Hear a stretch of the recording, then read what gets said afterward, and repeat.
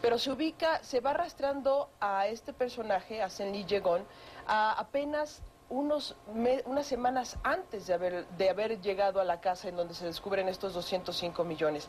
Antes, en realidad, no hay un seguimiento puntual de estos grandes decomisos que se encontraron de precursores químicos y que sirven para crear estas metanfetaminas en el puerto de Lázaro Cárdenas, Michoacán, ni tampoco las máquinas tableteadoras en el puerto de Veracruz.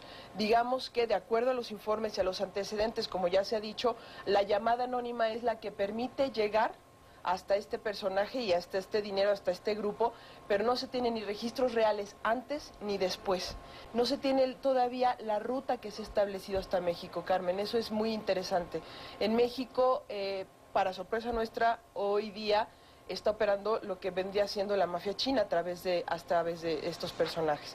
Y no hay más antecedentes. Hay algunos datos de esta información que has obtenido que se llama Operación Dragón, que hablan de que el 10 de mayo, para dar la fecha, no el 10 de mayo, vaya fecha, el 10 de mayo del 2006, la CIEDO inició investigaciones sobre una empresa que, según información, como tú dices, introdujo ilegalmente acetato de pseudoefedrina, motivo por el cual se inició la acta circunstanciada de la PGR y de la CIEDO, y que de estas investigaciones se logró establecer que el 5 de diciembre del 2005, esta empresa de la que hablaste, la Unimed Farm Chem México SADCB, importó procedente de Hong Kong, es de donde viene este cargamento, 20,000 kilos del producto denominado metilacetilamino, metilacrilamida, que ingresó por la aduana de Manzanillo, que es por donde se entró esta información.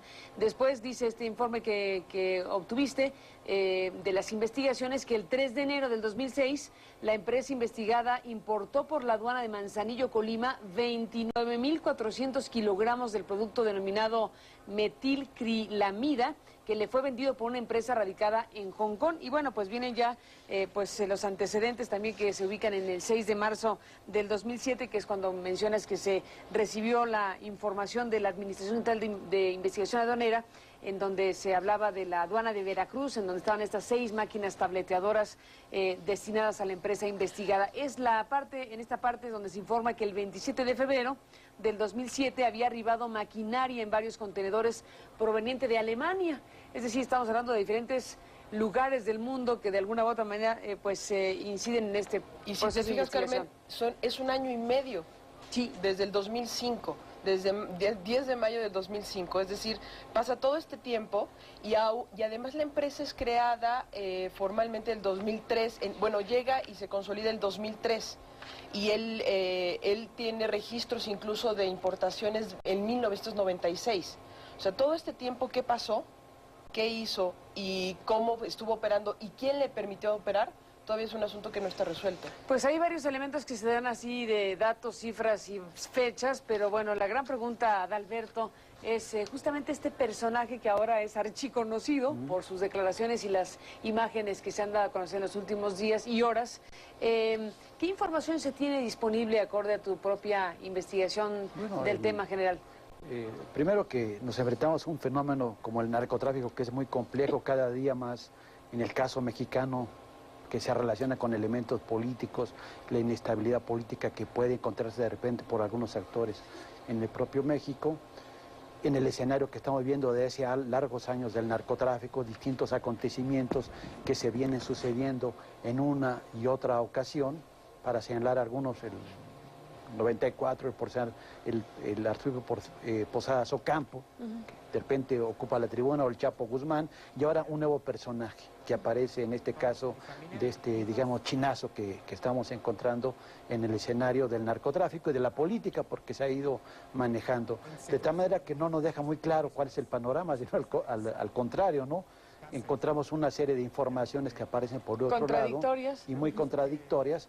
Lo que yo he podido más o menos interpretar, para no caer en especulaciones, que luego puede pasar eso, es que evidentemente lo sorprendente del personaje es tener almacenados más de 200 millones de dólares, lo cual, bueno, es bastante significativo. ¿Para qué eran? ¿Quién los introdujo ahí? No creo que él solito lo haya ido poniendo de billete en billete, sino que hay una organización mucho más compleja. en declaraciones que él hace en los Estados Unidos, que también llama la atención la cobertura que tiene en territorio norteamericano, las redes de protección que seguramente lo sacaron del país, que lo introducen en Estados Unidos, y las declaraciones que hacen mucho más complejo este panorama, ¿no?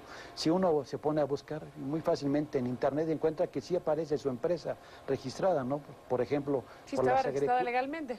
pero para la importación, particularmente por la Secretaría de Agricultura y Ganadería, sobre todo las empresas mercantiles que tienen acceso a productos importados. Hay un listado que uno fácilmente puede entrar por Google y encontrar rápidamente esos. Y aquí lo encontré precisamente una de las empresas registradas en la número 81 como de las empresas industriales y mercantiles importadora de productos químicos, farmacéuticos, biológicos y alimenticios para uso en animales, por ejemplo, ¿no? Y aparece en el listado. De repente ahí hay información. Habla en el caso mexicano el Servicio de Administración Tributaria que va a realizar algunas investigaciones, pero tiene que abarcarse mucho más instancias en las cuales existen estas redes, que son evidentemente demasiado complejas. Déjenme hacer una pausa, Adalberto, María y Dalia, y regresamos en esta conversación sobre, bueno, la Operación Dragón, que es un punto de referencia, pero en general el panorama que se está viviendo en México con este tema. Vamos a la pausa y regresamos. El 5 de diciembre de 2006, como resultado del operativo conjunto Michoacán, elementos de la Policía Federal aseguraron en el puerto de Lázaro Cárdenas 19 toneladas 497 kilos de pseudoefedrina, la cual se encontraba en un contenedor que había dejado una embarcación con bandera británica y el cual había zarpado de China con una escala previa en el aeropuerto norteamericano de Long Beach, en California. Hasta el momento, este ha sido el mayor cargamento decomisado en la historia de México. Este es un antecedente que se está identificando ante la investigación de la Operación Dragón. Sobre las informaciones, Adalberto, que han sido difundidas periodísticamente hablando, particularmente por el Universal, de un posible vínculo del ciudadano mexicano de origen chino con el cártel del Milenio, ¿qué piensas? Bueno, según lo que se vierte es que el cártel de Milenio o de los hermanos Valencia operaría en el estado de Michoacán, donde han ocurrido los mayores enfrentamientos armados y una serie de fenómenos de la violencia, que han sido los más fuertes en el presente año en territorio mexicano. Y según pudiéramos armar, digamos, una especie de rompecabezas, pues esta especie de productos químicos entraría por el puerto de Lázaro Cárdenas. En la información vertida por la prensa se habla de que el Ministerio Público a los empleados o ex empleados del personaje que hacemos referencia, pues hacen referencia precisamente a que recibían este tipo de insumos o materias primas por el estado de Michoacán. Y hace la pregunta al Ministerio Público, pero también la hace que se reciben también por el estado de Veracruz, y ya hay otra. Hacen referencia precisamente a que recibían este tipo de insumos o materias primas por el estado de Michoacán. Y hace la pregunta al Ministerio Público, pero también la hace que se reciben también por el estado de Veracruz, y ya hay otra fuente, dijéramos, que se cruzaría en ese estilo de preguntas que hacen las autoridades encargadas del tema, ¿no? Como en la información que aparece abierta, solamente aparecen apenas pequeños indicios, bueno, sí, pues nos dan algunos elementos donde uno de repente puede caer en la especulación y no realmente en una información mucho más concreta para saber qué es lo que está detrás de todo este movimiento que estamos encontrando. ¿Qué piensas, María, sobre esta información? Bueno, en particular que va ubicando con más o menor contundencia a este personaje en ese circuito de narcotráfico. Es innegable que esta persona tuvo que haber recibido una protección importante, muy importante, para lograr la importación de las cantidades que menciona la PGR, que habla de 60 toneladas pudo haber importado en los últimos 4 años. 60 toneladas de pseudoefedrina que permiten construir toneladas y toneladas de metanfetaminas. Es una cantidad impresionante. Vamos a desglosarlo, Carmen.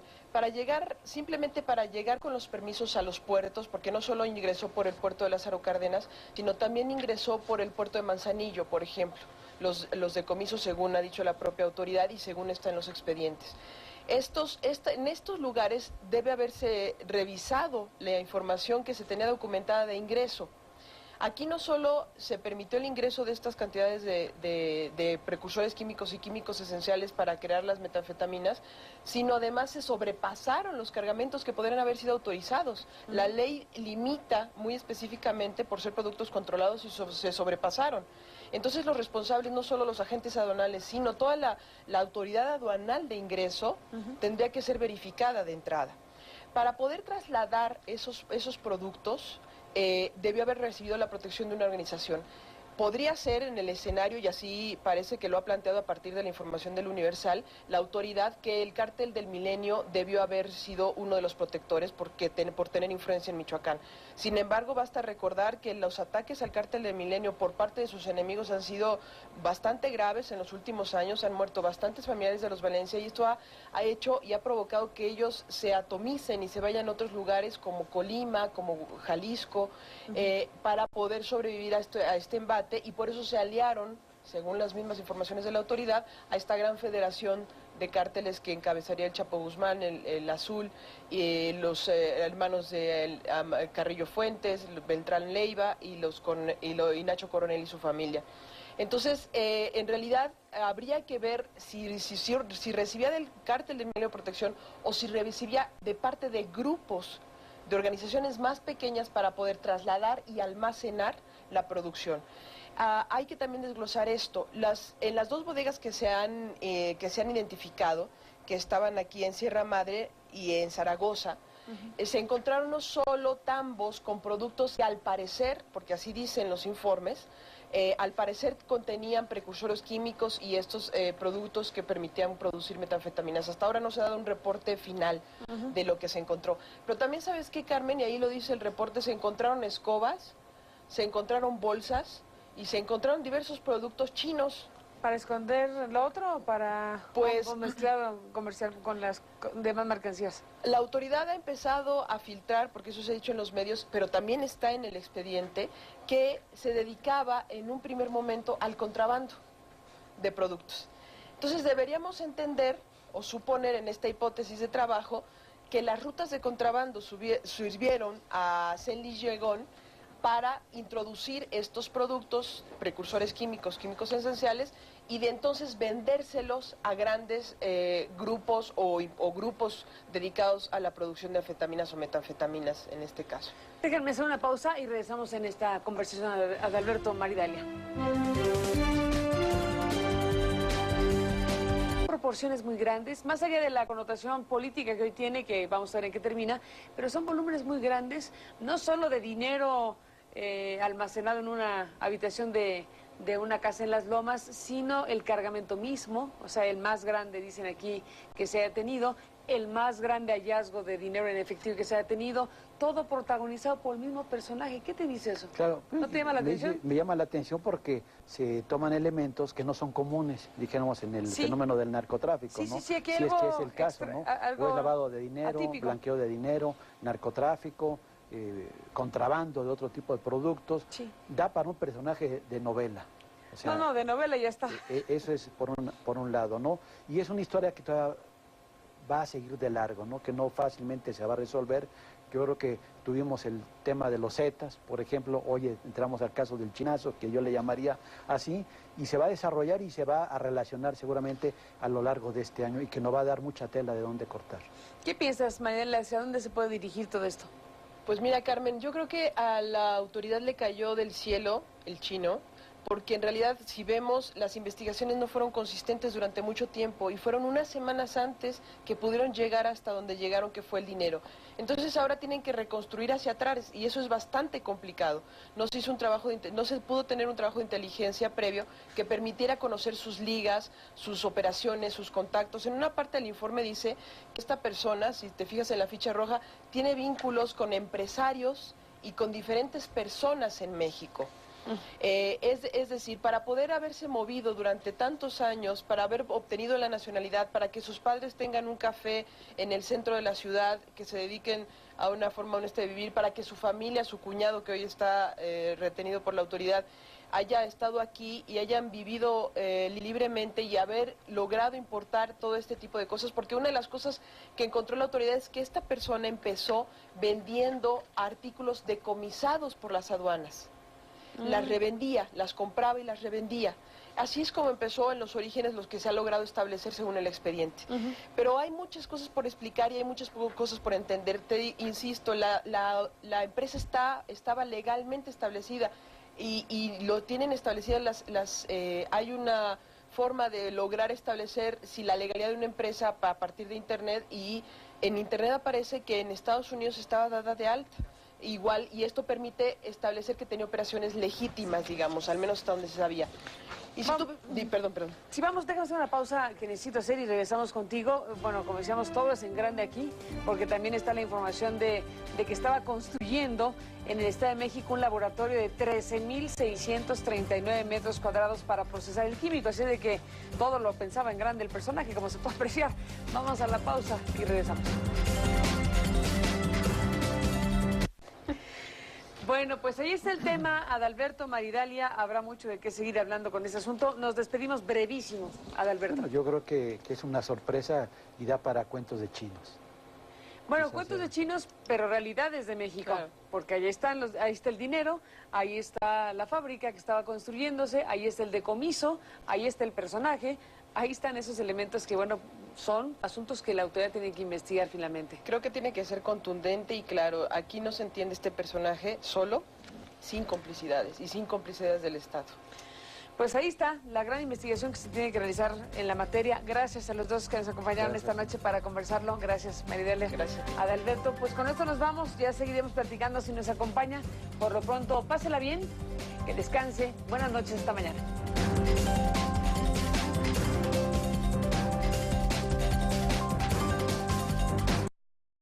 Siedo inició investigaciones sobre una empresa que, según información, como tú dices, introdujo ilegalmente acetato de pseudoefedrina, motivo por el cual se inició la acta circunstanciada de la PGR y de la Siedo, y que de estas investigaciones se logró establecer que el 5 de diciembre del 2005, esta empresa de la que hablaste, la Unimed Farm Chem México S.A. Pero se va arrastrando a este personaje, a Zenli Yegon, apenas unas semanas antes de haber llegado a la casa en donde se descubren estos 205 millones. Antes, en realidad, no hay un seguimiento puntual de estos grandes decomisos que se encontraron de precursores químicos y que sirven para crear estas metanfetaminas en el puerto. Se importó procedente de Hong Kong, es de donde viene este cargamento, 20,000 kilos del producto denominado metilacetilamino, metilacrilamida, que ingresó por la aduana de Manzanillo, que es por donde se entró esta información. Después dice este informe que obtuviste de las investigaciones que el 3 de enero del 2006... En México, para sorpresa nuestra, hoy día está operando lo que vendría siendo la mafia china a través de estos personajes.